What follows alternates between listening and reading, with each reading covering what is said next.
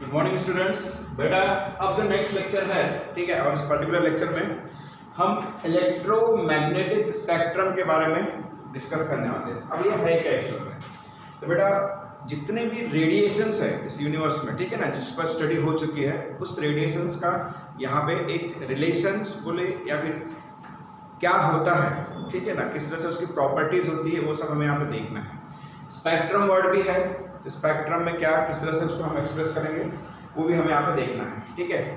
तो मैक्सवेल की एक थ्योरी थी जो 1870 में दुनिया के सामने आई। 1870 मैक्सवेल, ठीक है ना। मैक्सवेल का ये मानना था कि लाइट और बाकी के जितने भी रेडिएशंस है, ठीक है, वो एक वेव के फॉर्मेट में ट्रेवल करते हैं, ठीक है ना, यूनिवर्स में वेव के फॉर्मेट में ट्रेवल करते हैं।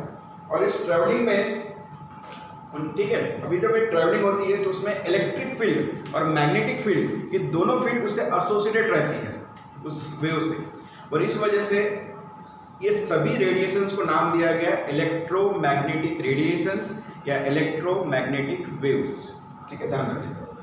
आया ध्यान में मैंने क्या कहा कि मैक्सवेल की थ्योरी क्या बोलती है, क्या प्रपोज किया था उसने 1870 में कि भी लाइट और बाकी के जितने भी रेडिएशंस है वो एक स्पेसिफिक वेव पैटर्न में ट्रैवल करते हैं, और उस वेव से magnetic field and electric field दोनों ही एसोसिएटेड होती है, कनेक्टेड होती है।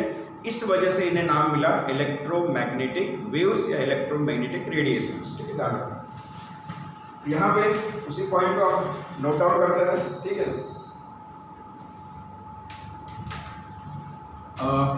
क्लार्क, ठीक है, 1870 Maxwell proposed that light and other forms of radiant energy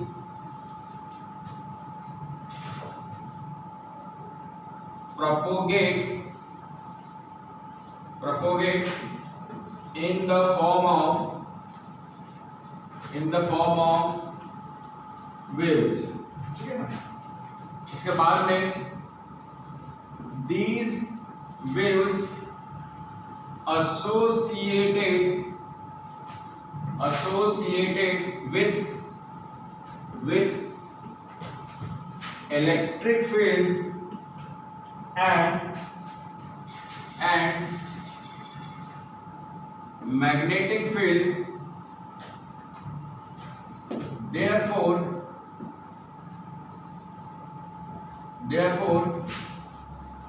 these waves are known as electromagnetic radiations या फिर वेव्स, ठीक है। तो क्लार्क मैक्सवेल था बेसिकली, ठीक है। तो मैक्सवेल ने ये प्रपोज किया था कि लाइट और बाकी के जितने अदर फॉर्म्स है रेडिएशंस के, रेडिएंट एनर्जी, ठीक है, किस फॉर्म में ट्रेवल करती है, वेव के फॉर्मेट में, और उस वेव के साथ में क्या कनेक्टेड है, electric field and magnetic field, और इसी वजह से ये इन्हें नाम मिला है, ठीक है ना। अब इसमें इस थ्योरी के हिसाब से, ठीक है, पहला पॉइंट क्या था, ठीक है, ऑल दीज रेडिएशंस, ये जितने भी इलेक्ट्रोमैग्नेटिक रेडिएशंस है बेटा, इसको ट्रैवलिंग के लिए मीडियम की आवश्यकता नहीं होती, do not require any medium, ठीक है ना। All these radiations for propagation do not require any medium। अब ये सब चीजें बताने की जरूरत है, मतलब क्या है, ठीक है। आपको मालूम है जो स्टार्स होते हैं ना, स्टार्स हमसे अरबों किलोमीटर दूर है, लेकिन बेटा उनकी लाइट हम अर्थ से देख सकते हैं। अभी मैंने आपको लास्ट लेक्चर में, मतलब इसके पहले वाले लेक्चर में बताया था कि भाई लाइट जो है जो ट्रैवलिंग करती है वो वेव पैटर्न में करती है, और वेव का मतलब क्या होता है, एक periodic disturbance of the medium particles. मतलब लाइट को ट्रैवल करने के लिए मीडियम की रिक्वायरमेंट है, ये हम प्रूव कर रहे हैं एक तरफ। और दूसरी तरफ ये स्टार से आने वाली लाइट, तो आपको मालूम है बीच में तो पूरा वैक्यूम है, तो लाइट पहुंचता कैसे हम तक। तो ये जो कंफ्यूजन जो था कि एक थ्योरी बोलती है कि नहीं लाइट को ट्रैवलिंग के लिए मीडियम चाहिए, और ये स्टार वाला एग्जाम्पल हमारे सामने रखा जाता है, तो फिर दोनों एक कॉन्ट्रोवर्शियल है, ठीक है ना, एकदम अपोजिट है। तो उसे क्लियर करने के लिए मैक्सवेल का ये कहना था, मैक्सवेल की थ्योरी थी। फिर जितने भी रेडिएशंस है, ठीक है, उनको प्रोपोगेशन के लिए मीडियम की रिक्वायरमेंट नहीं होती, इस वजह से हम स्टार की लाइट अर्थ से देख सकते हैं, ठीक है। तो ये एक पॉइंट सामने रखा उसने। दूसरा पॉइंट, ठीक है, all these radiations travels with the same speed। सब रेडिएशन की स्पीड सेम है, सबके स्पीड सेम है, और वो कितनी है, that is speed of light. और आपको मालूम है 3 × 10⁸ मीटर पर सेकेंड ये स्पीड जो है, स्पीड ऑफ लाइट, ठीक है बेटा। हर एक रेडिएशन की स्पीड इतनी ही है, ऐसा मैक्सवेल का मानना था। उसके बाद में तीसरा पॉइंट, अब तीसरा पॉइंट ये इलेक्ट्रिक और मैग्नेटिक फील्ड को लेके ही है, ठीक है ना। इसमें थोड़ा सा मैं डायग्राम बना लेता, ठीक है, फिर उसके बाद में पॉइंट्स लिखता, तो डायग्राम से थोड़ा सा ये हो जाएगा क्लियर। बेटा ये ग्राफिकल रिप्रेजेंटेशन है एक्चुअल में। तो वेव में ये जो ब्लू लाइन आपको जो दिख रही है बेटा, ये इलेक्ट्रिक फील्ड को रिप्रेजेंट करेगी, और ये जो ब्लैक लाइन जो दिख रही है आपको मैग्नेटिक फील्ड को ये करेगी, रिप्रेजेंट करेगी। तो मैक्सवेल का ये कहना था, ये जो दोनों लाइन जो है ये एक दूसरे के ऊपर परपेंडिकुलर होती है, और साथ में ये जो डायरेक्शन है, स्ट्रेट ये जो दिख रहा है आपको हॉरिजॉन्टल लाइन, ये डायरेक्शन है ट्रैवलिंग का, लाइट के ट्रैवलिंग का या रेडिएशन के ट्रैवलिंग का, उस पर भी परपेंडिकुलर होती है। ये पॉइंट भी इसने कहा था, ठीक है ना। तो लिखते हैं इसमें, electric field and magnetic field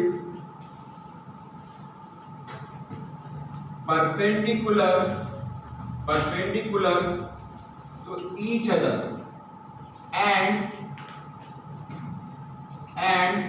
these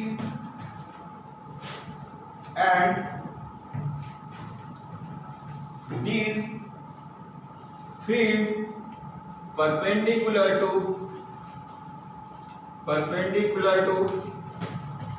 direction of propagation, तो ये मैंने 3 पॉइंट यहाँ पे कंप्लीट किया, बराबर है। अब हम बढ़ेंगे बेटा स्पेक्ट्रम की तरफ। तो एक डायग्राम बनाने जा रहा हूँ, ठीक है, जरा देखिए ध्यान से इसको।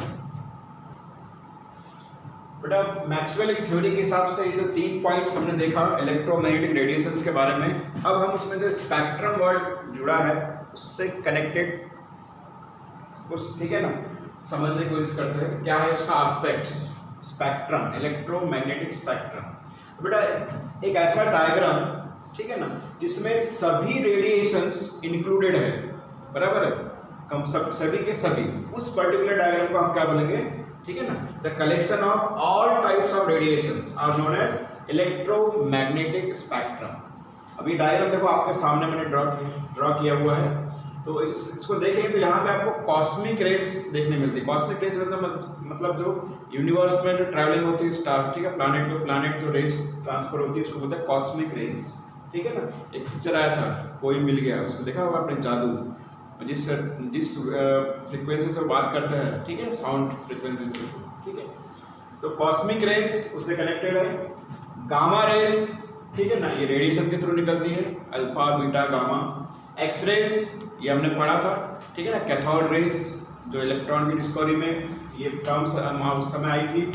अल्ट्रावायलेट रेस ये आपको पता है सन रेस में होता है। इंफ्रारेड रेस भी उसमें होती है। अरे विजिबल लाइट, देखो विजिबल लाइट का कितना सा छोटा पार्ट है जिसे हम, जिस लाइट को या जिस रेडिएशन को हम अपने नेकेड आई से देख सकते हैं, ठीक है ना। तो देखो बेटा इतना ज़्यादा रेडिएशंस का ये टाइप्स है, उसमें से एक छोटा सा पार्ट जो है जो हमारे लिए विजिबल है, हम देख सकते हैं इसको। उसके बाद है माइक्रोवेव, और उसके बाद में रेडियो वेव्स, ठीक है ना। तो इतने सारे रेडिएशंस है, ठीक है, जिनके ऊपर ऑलरेडी स्टडी हो चुकी है। अब यहाँ पे ये सभी रेज बेटा जिस पैटर्न में अरेंज किए हैं बेटा, ये इंक्रीजिंग लैम्बडा 10⁻⁻18, 10⁻⁻14 नेगेटिव है, तो जैसे जैसे नंबर कम होते जाएगा बेटा वो वैसे वैसे में इंक्रीजिंग पोजीशन में रहेगा। तो ऊपर में इंक्रीजिंग लैम्बडा दिया हुआ है और नीचे में फ्रीक्वेंसी दी है जो यहाँ पे पॉजिटिव इसमें है, तो ये डिक्रीजिंग इसमें रहेगी, ठीक है ना, उस डायरेक्शन में, लेफ्ट टू राइट, बराबर है। अब इसमें से ये विजिबल पैटर्न जो है, इसमें कौन कौन सी लाइट हम विजिबल देख पाते हैं, तो उसी को लिखा है इसने विजिबल स्पेक्ट्रम, बराबर। तो आपको मालूम है जो लाइट्स हम देख पाते हैं वो है विबग्योर, ठीक है ना, और ये पैटर्न आपको रेनबो में भी दिखता है। तो देखो विबग्योर में वी वायलेट के लिए, आई इंडिगो के लिए, ब्लू बी ब्लू के लिए, जी ग्रीन के लिए, वाई येलो के लिए, ओ ऑरेंज के लिए और रेड इसके लिए, और यहाँ पे उनका फ्रीक्वेंसी दिया हुआ है, बराबर। ये वेवलेंथ भी दी हुई है, वेवलेंथ इन नैनोमीटर में हम एक्सप्रेस कर सकते हैं बेटा। तो वायलेट की वेवलेंथ 400 के आसपास और रेड की वेवलेंथ 700 नैनोमीटर के आसपास। तो इस तरह से ये पूरा का पूरा इलेक्ट्रोमैग्नेटिक स्पेक्ट्रम। तो यहाँ पे मैं उसका डेफिनेशन वाला पार्ट लिख देता, ठीक है ना। The collection of all radiations,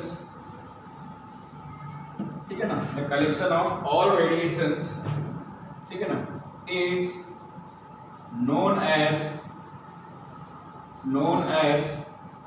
electromagnetic spectrum, ठीक है ना। ये डेफिनेशन वाला पार्ट मैंने लिख दिया क्योंकि इलेक्ट्रोमैग्नेटिक स्पेक्ट्रम आप किसे बोलेंगे, ठीक है। तो वो जो कलेक्शन होता है, ठीक है ना, कंप्लीट जो रेंज रहती है उसी को हम बोलेंगे इलेक्ट्रोमैग्नेटिक स्पेक्ट्रम। तो ये पूरा पैटर्न आपको ध्यान में रखना पड़ेगा कि कौन सी रेंज है, उसकी वेवलेंथ किस रेंज में है, उसकी फ्रीक्वेंसी किस रेंज में है और विजिबल पैटर्न कहाँ पे एग्जिस्ट करता है, ये बहुत इंपॉर्टेंट, इस पर भी क्वेश्चंस होते हैं बेटा, ठीक है ना। तो ये यहाँ पे कंप्लीट करते हैं, अब बढ़ते हैं हम नेक्स्ट टॉपिक की तरफ। Thank you.